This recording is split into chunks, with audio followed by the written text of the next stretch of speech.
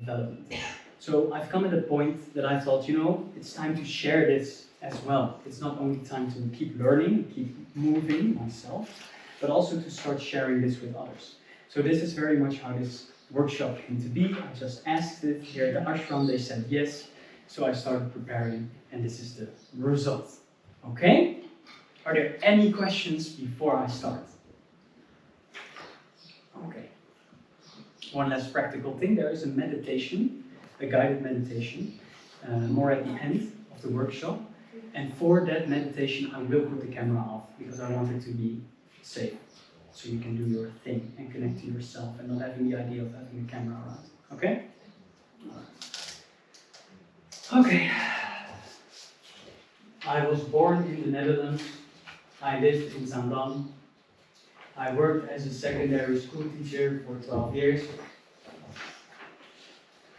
I taught history, economics, and IT. I worked in various schools. I had a mortgage. I lived in a house. I had a routine. 4 days a week, I was woken up by an alarm clock. I got out of bed. I ate breakfast. I went to school. I taught students. I marked assignments. I answered emails. I had meetings. I dealt with schedules. I had breaks. I drank coffee. I went home. I cooked. I cleaned. I watched something, probably Netflix. I went to bed, and the next day it repeated. Then I went back to work. I taught, etc., etc.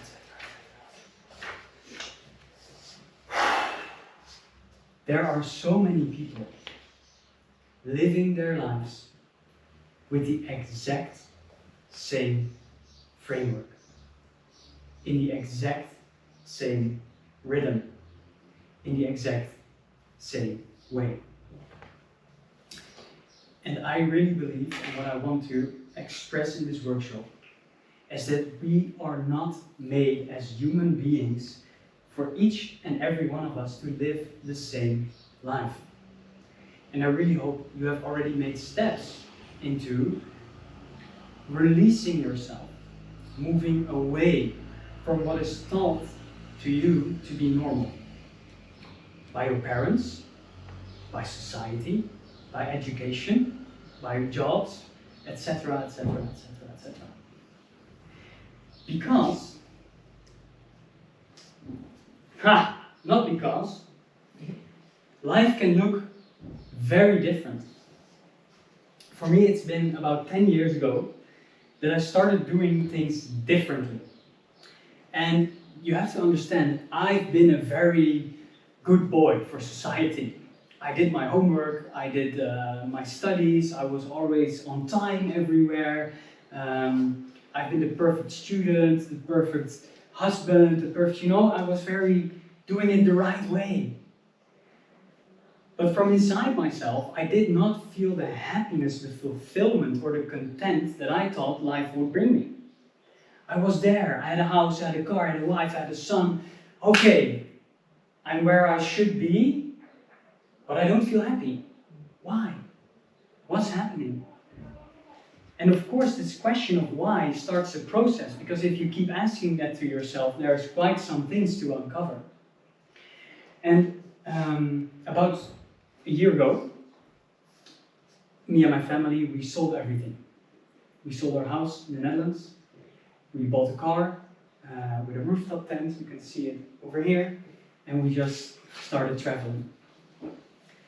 And we went to Spain, France, Italy, the Balkans. To feel free. To experience what is actually possible in life. And before that, to make this step possible, we had to do a lot of inner work, because 8 years ago, we were not ready to step into a car and drive away. So over these past 8 years, I've been doing breathwork, plant medicines, tantra, a lot of men's work. I don't know if that's a term that is known, but it's for men to do spiritual development together with other men. I did courses in them, and all next to my job. next to my 12 years of being a secondary school teacher. And there was this moment that the balance just tipped. I cannot stand in the system and express, yeah, you have to learn this, and here's your assignment, and here's your test, and you are great, you have a 5 out of 10, you're not doing well, and... Good talk. Yeah, good talk, right? So, in the last 4 years of teaching, I already felt the switch, and I thought like, okay, I'm going to do it from the inside. I'm going to change as a teacher, I'm going to be more myself, and I did that, and it worked, but I was still being stuck with the roster, still being stuck with the salary coming in, still being stuck in you have to teach them this. So I wanted even more freedom, and we started traveling, and now basically I ended up here.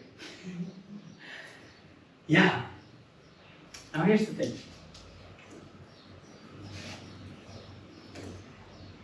No one has a story like me. No one.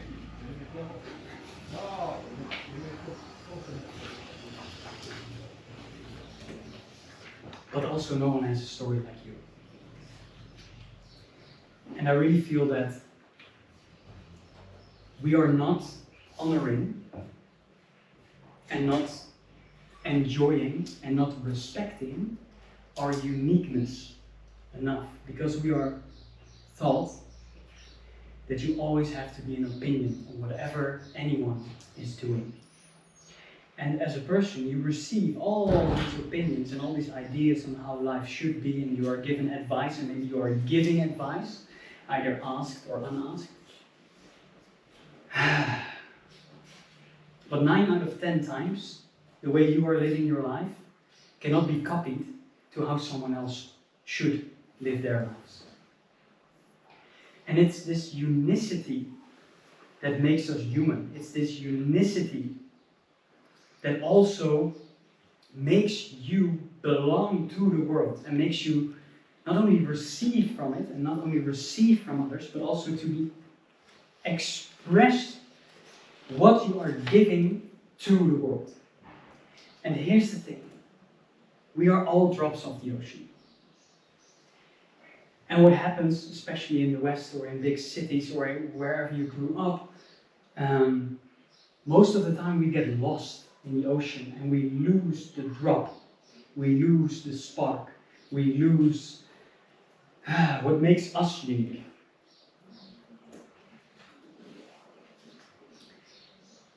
And the way,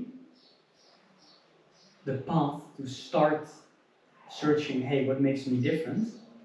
And the power to step up for that, whatever anyone may tell you, that's the path to finding what you have to bring to life and to others. Basically, life is not complete without you. It's not. And this is really something I got from Akashic Records sessions. If you should not be here, you would not be here. You exist because you are part of the whole. Without you, the whole would not be complete. You are a perfect, unique expression of the divine source. And this makes you perfect in each and every way that you already are. But we build layers and layers and layers around them. And it's not anyone's fault. And it's not a battle. And it's not a good versus evil kind of story. But because we all carry the good and the evil within us. But the beauty happens when we start looking at ourselves as complete. And not needing anything else or more or someone else to fully be who you already are. Okay? I just want to add, if you have any questions along the way, feel free to ask them. Feel free to ask them. Yeah. Well, I do have, it's not a question, it's something that came on my path the last few years quite a few times. And I feel myself being triggered by we are all, drops of the ocean, not drops in the ocean. Mm-hmm. Yeah, that's what I wanted to express, like, I'm not a drop on the ocean. No. No? Well, okay. The way I look at it is this. And I'm going to use the word divine. Now, I use the word universe, divine, source. I use them all to describe, to point at the same kind of energy.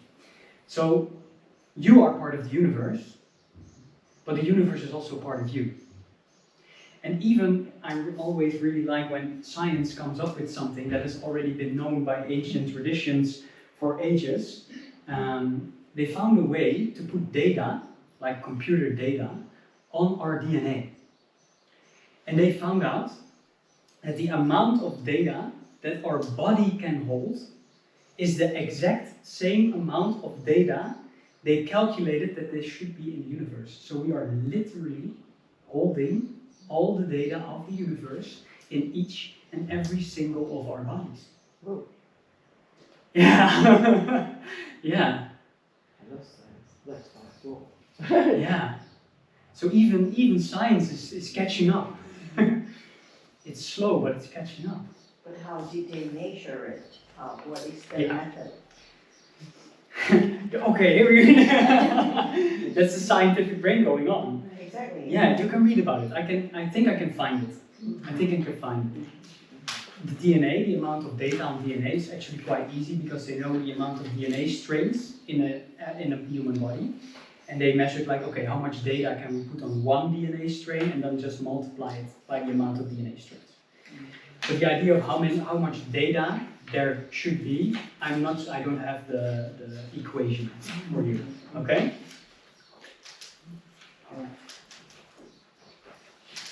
Okay, so I work with the Akashic Records. Who here has ever heard of the term Akashic Records? Okay. So there's quite a lot of confusion about it. Some say, yeah, it's a library of the universe, or it's where everything is from every single person, and that's actually quite close. So I work with a 10-dimensional scale, and the first 3 dimensions are physical. That's where we are right now. I have a body, I'm standing on the floor, I'm not floating away, I need to eat and drink, and I can make choices in what I'm doing in every single day of my life. The 4th dimension is the mental one. It's inside, it's not visible, but it's very much having an effect. And it's the dimension of the ego. Without telling that the ego is a good or a bad thing, it's there. Then the 5th dimension and up is the spiritual realm. And the Akashic Records are located at the intersection, at the 5th dimension, which makes it so that you can connect with it from the physical realm, you can connect with it from the mental realm, and it connects you to the spiritual realm. It's like the layer exactly in between. Okay. Now, and it does, so the definition is this, it's a 5th dimensional energetic field which saves what everyone has done, every choice that everyone has made at any given moment in time. Because from the 5th dimension upward, there is no time and space anymore. That's very much a 3rd and 4th dimensional thing. That we start at 10:30, it doesn't matter in the spiritual realm. Time does not exist. So if you want to use the Akashic Records yourself, if you want to train yourself in it, the training is actually about translating energetic information into the physical realm. Because you can imagine that there is so much information up there, and it's stored like a database, like a computer server database. It's stored for the collective, it's stored for each and every one of us, and we each have our own slice, our own part in it. So it saves your lives, your past lives, your present life, your future lives, and it mostly saves the choices you make on an energetic level. So not the what are you doing, but the why you are doing it. Okay? So it's a database, we each share one slice, and it's energetic. So I use the words energetic and spiritual also throughout each other. Because I think that the word spiritual has been contaminated a little bit, that people say, yeah, I'm very spiritual, and they just have, well, for me, living a spiritual life, each and every human actually already is, but some are aware of it and some are not. And it's not a good or bad thing, again.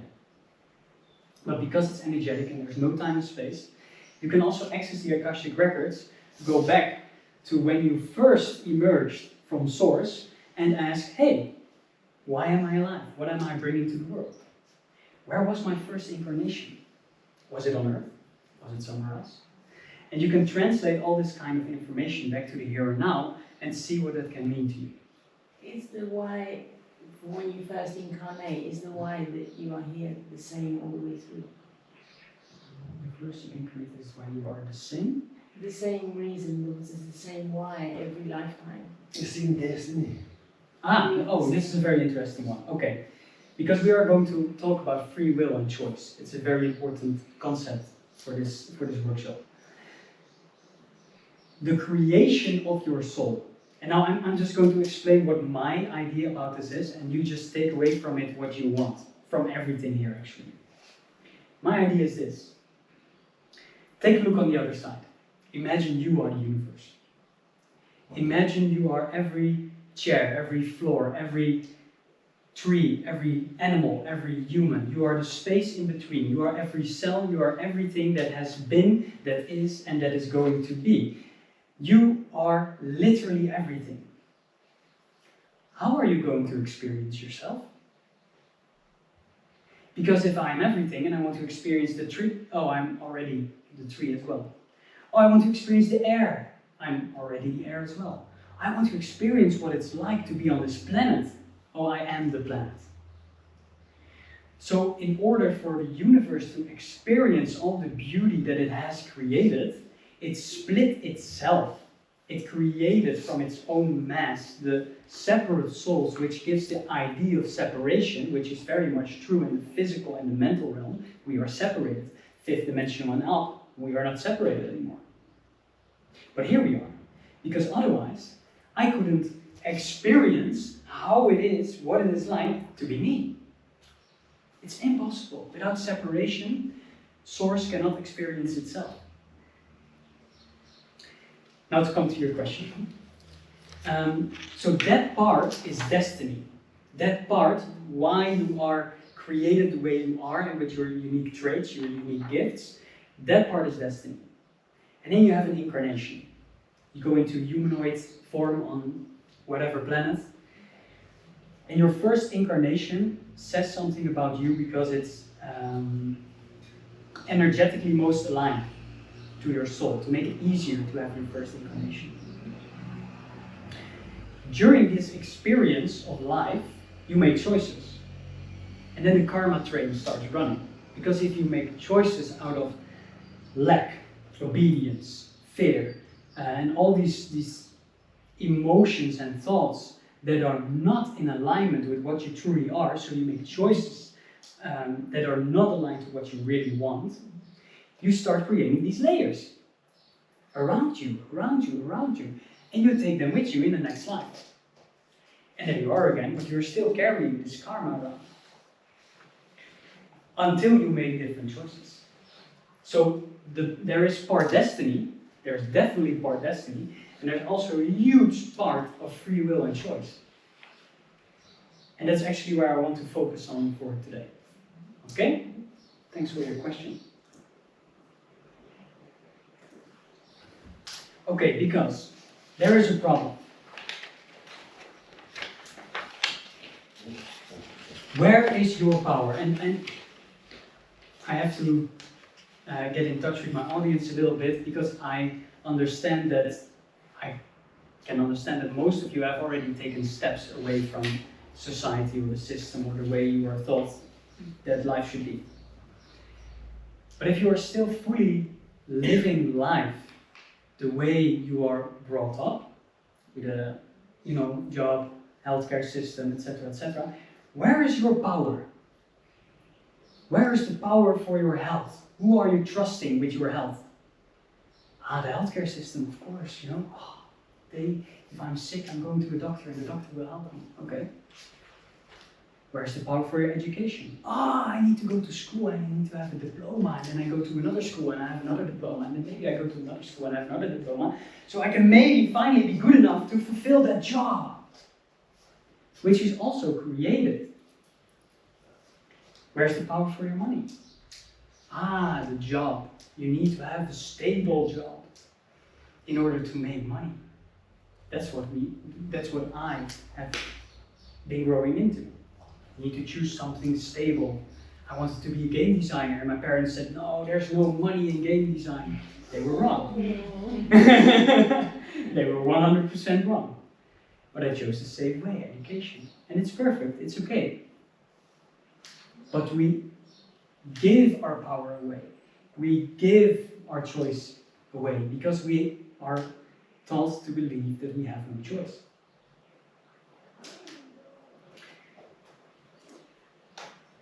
The real power is inside ourselves. And I'm going to explain how that works. The real power is inside ourselves because I can make the choices to listen or not listen, and to follow or not follow, and to make different choices in everyday life. And I'm really holding myself back because I don't want to move on forward too fast. Here's the interesting thing. When people get into contact for the first time with, but you can have, the power is inside yourself, most are going fully into resistance. That's bullshit. It's bullshit. No, that's not true. Oh yeah, so if you are really ill, then you are not going to a doctor, you don't believe that he will heal you. No, I don't. I really don't. Not anymore. But your son, I'm giving examples from my own life. Your son, he's not going to school? How is he going to have a job later? How is he going to make money later? And all these advices are actually the fears of the people on the other side of the table. They're not my fears anymore, because I'm not making choices out of those ideas anymore. I have different ideas, so I make different choices and they have a different outcome. It's Einstein that said, insanity is doing the same thing over and over again, expecting different results. Okay, so why don't we want to know? What's so scary about it? Why do we hit resistance? And I will talk to you about what I call the core of creation. Are there any questions so far?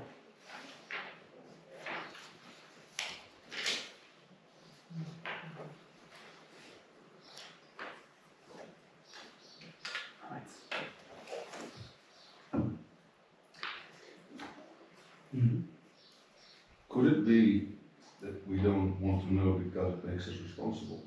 100%. 100%. Sure. Yeah. So, most people want more power and control over their lives. Most want to. Most want to have a choice into how they want their life to look like. What kind of job, or what kind of work, what kind of, they want to be able to move in this adventure called life. In order to do that, you have to gain consciousness on what is holding you back. And there's a lot of consciousness work going on, from yoga to breathwork to sound baths to meditation, of course, the big one. Plant medicine, tantra. There are so many ways, shapes, or forms to increase your consciousness, and they all attract the persons, the people that are having a benefit in doing that very work of consciousness at this very moment. Ciao! Ciao, come stai? Welcome. Hi, have a seat. Ciao, ciao. In inglese, no? Parla inglese? No, I don't speak English. Good luck. In inglese. Deutsch spreek ik. Ja, en ik spreek Nederlands. Ja. E come facciamo? No, I give the lecture in English, in inglese. Ah, bene. Ok. Piace lo stesso, non ti preoccupare. Perché non lo- Qualcosa devo capire. Okay, you will understand something. Yeah. So most of the people want more power, and they start moving into consciousness work, and then the danger happens. Because if you are conscious on what is holding you back, you have to do something with it. You cannot unknow it. Once you have tasted chocolate, you cannot not know the taste of chocolate anymore. It's impossible. Before you have tasted chocolate, you will never know what chocolate tastes like.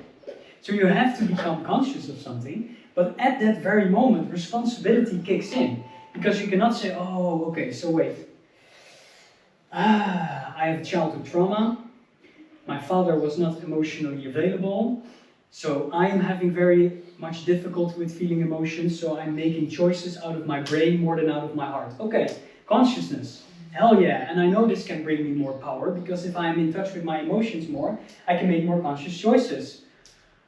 Oh wait, I have to do something with it. I cannot not see it anymore. I cannot unsee that it is this pattern coming from my parents, which he gave to me in love. He did not give it to me in hate and in, yeah, you're going to be emotionally unavailable as well. No, of course not. He's doing the best he can. But he's giving it to me, and I'm giving things to my child as well. I already see the effects of it. And once you become conscious of it, you cannot unsee it, and you have the responsibility to do something with it. And this is mostly what is holding people back. And it's also a very interesting cycle, because I know a few people who are going to hundreds of ayahuascas, thousands of yoga sessions, 10,000s of group meditations. Because when they come there, they feel the energy and they feel their consciousness expanding and they understand more, they feel opening up, but then they are moving away from the workshop or the moment or the session or whatever, and they step back into their daily life. Oh, now I have to do something with it. That changes the game. It really does, and then resistance kicks in. Hell no, I'm not going to travel. What would my parents think? I had an even better one. Opening up my relationship. That was a real tough one for friends and family. What? Why? You're crazy. Why would you allow that? What would you do? How does that look like for you? I lost friends because of making a choice that was in my own best interest.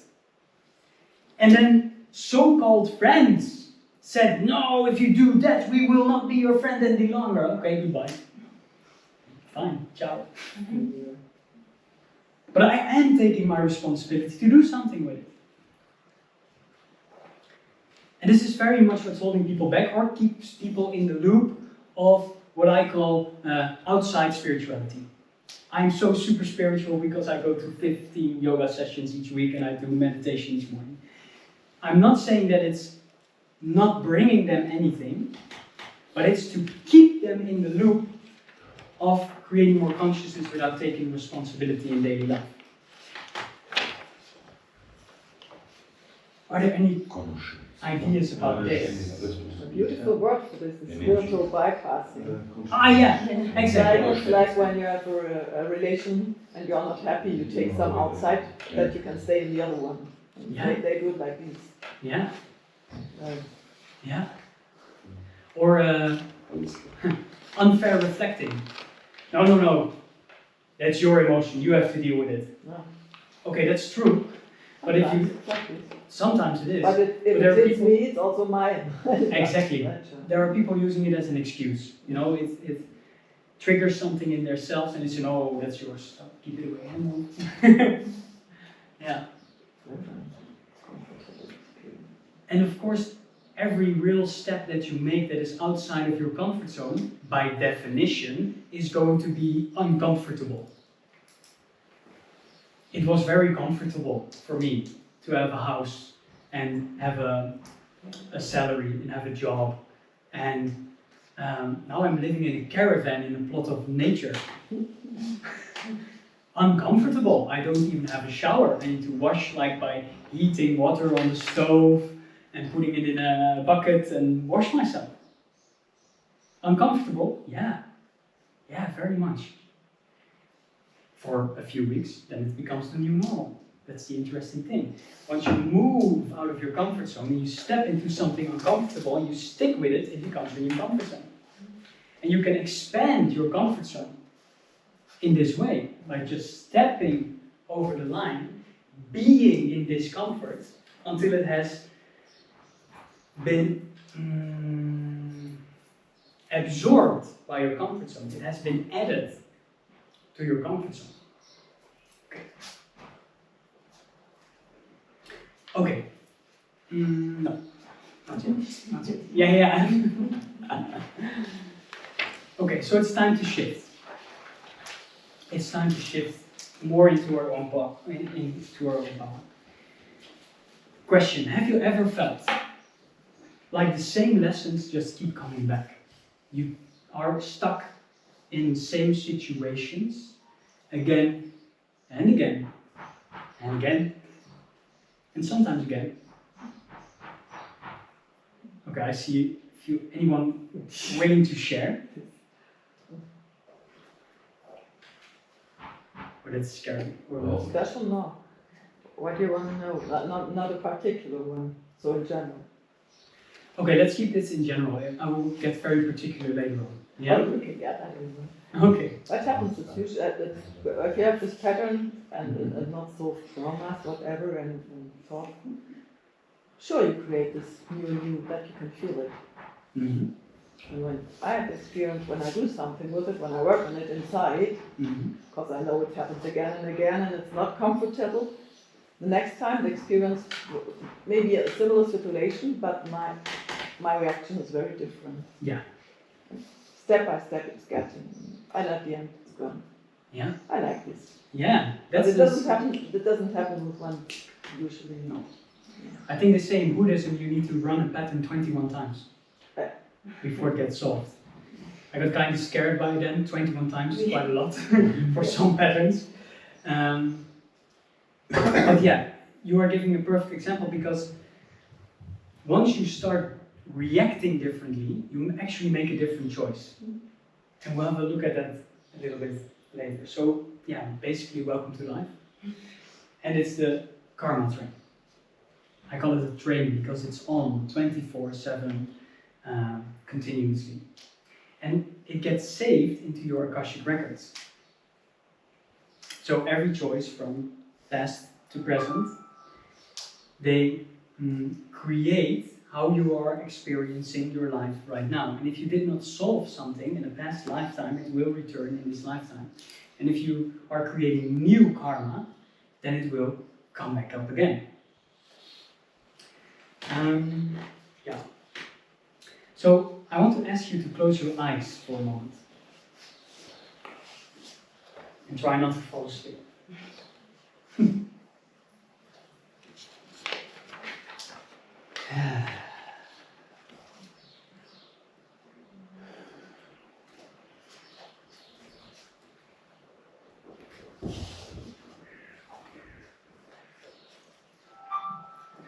Now please take a deep breath.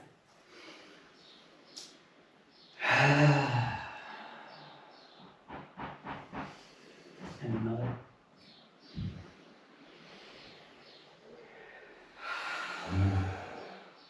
And just one more.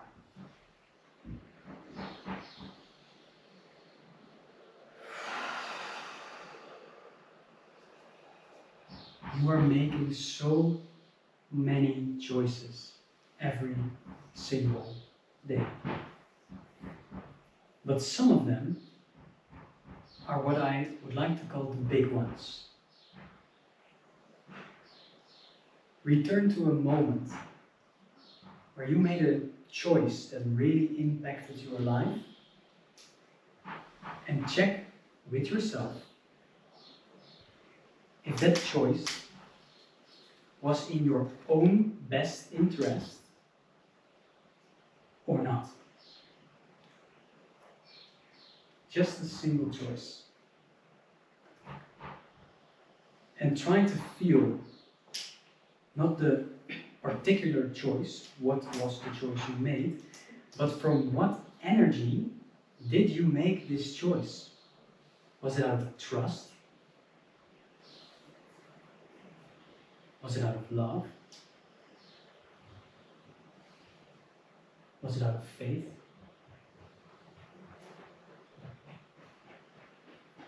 Or was it out of lack? Or out of fear? Fear of being alone? Fear of not being enough?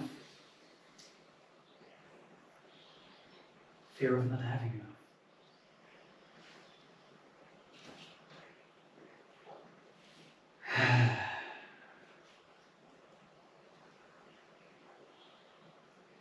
And if your energy underneath your choice is clear, I invite you to open your eyes again.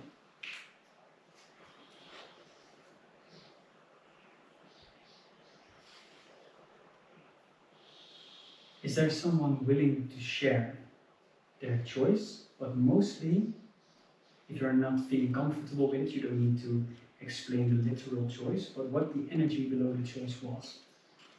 Yeah? Love of music. Love of music. Wow. Enjoying your life.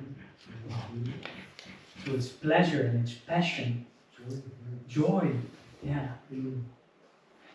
So a choice like this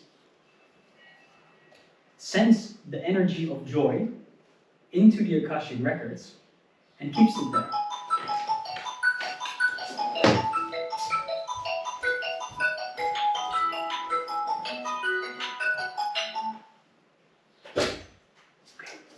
Thanks.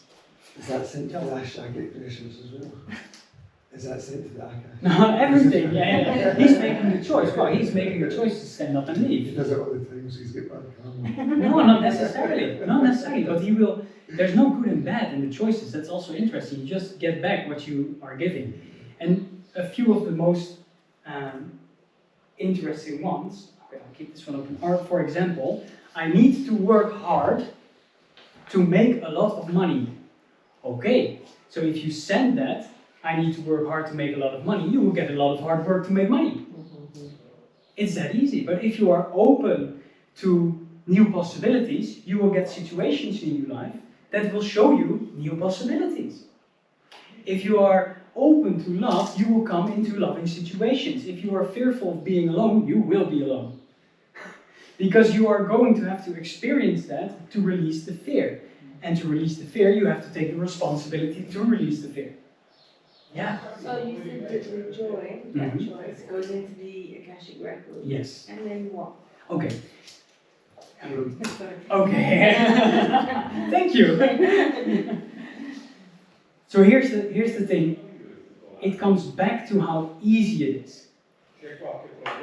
We make so many choices every single day, and I do mean also doing the groceries, also choosing what to eat, also choosing how to respond in a conversation, because we are so busy in our lives. It's not about the big choices continuously. We have to be able to make the change in the small choices we make in everyday life.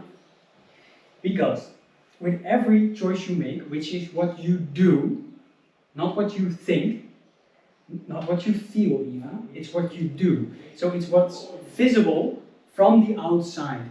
It's in the third dimension, in the physical realm. What are you doing? What choices are you making? And because this dimension is so dense, it takes a lot of energy to do something different, to make a different choice. But it also means that it gets reflected back up to the other dimensions way more easily. That's why free will and making choices is so powerful. Because when you make a choice, you do differently, you send out this different energy. So if you are having joy and pleasure of music, what will you receive back? More situations to experience joy and pleasure in music. Because you are telling the universe, hey, I really enjoy this, I like this, I want more of this. And the universe is starting to move to make it happen. Because life is actually like a mirror. And if you are at the mirror in the morning and you think, oh, my hair is not looking good, you are not going to change the mirror, you are going to change your hair. So you have the power to change the reflection. I can change my body and the reflection will change. I can make different choices in my daily life and the experience of how I am going through life, of what I am experiencing, will change. Inevitably, it has to. Because you are having a different energy, vibration, frequency that you are putting out there, and the mirror reflects that energy, vibration, and frequency back to you. Which makes your experience completely different, even though you are the same person. So it's basically manifestation. Yes, but yes. Yeah. You're closing the door. Should I ask him just to Yeah, please. Thanks. Also, So an example, that's obviously an unconscious choice that he's making, Yeah, true. ongoing, continuously. Because it's obviously, it's not bothering you, because you've not known him for 10 years, it's you for Yeah. 10 years and unconsciously. And it's how he experiences it that people are continuously coming to him and telling him to move away. That's his experience. We should ask him how he experiences that. Maybe he likes the moments of contact, and that's why he keeps doing Or maybe it's somewhere in us that we annoy somebody, subliminally, that we haven't recognised that it. yet. Exactly. The thing with manifestation is this. Most people are willing to sit and make a vision. Most people are willing to sit and draw out, write out, vision board it out, in whatever way, shape, or form, where they want to go or what they want to attract in life. All these things are still a form of thinking. Whether it's thinking with words, whether it's thinking by drawing, but it's all fourth dimensional. So to attract faster, you need to make different choices in the physical life. And I know a lot of people who are working manifestation but nothing changes because they are not making different choices, they are just doing more. Yeah, I'm really busy with my manifestations. Alright, that's very nice. Keep going. What are you doing in daily life? Nothing different. Alright, good luck with your manifestation. It's not going to work. You have to do differently also to manifest and to attract. Yeah. I'm thinking of giving another example or moving to the meditation. I think I've been talking for quite a while. Yeah. And also we started a little late, and I'm going to try to still end around 12, because I don't know your schedule, so if you have something else going on. Okay. I have a question. Yeah, please. Because we were talking about the karmic cycle and things are coming back to you if you don't resolve it in one lifetime, etc. And I was wondering, how does this concept see like generational things? Because I'm working a lot with Tita, for example, and there's a lot of things you can resolve also for your, how do you say it in English? Like the people came before you. Your forefathers, your forebears. Exactly, so you can resolve also energetically for your forefathers. Yeah. Like how is this reflected in here? Is that something that can be shifted as well with this? Or? Yes. So, generational karma, let's go back to my father was emotionally unavailable. Okay, so I had trouble getting in touch with my emotions. Generational. I also had the belief that I had to work hard to make money. My grandfather was a truck driver, my father worked in education all his life, so I thought, I also need to work hard. If I break this cycle, if I break the chain, I'm not going to add myself to the chain, it stops right there because it's not going on for another generation. But also his delivery to me is erased. His delivery to me is erased. Because generational, by definition, is going on from, in my case, father to son, father to son, father to son, or mother to son, mother to daughter, etc., etc., etc., etc. So if you stop it,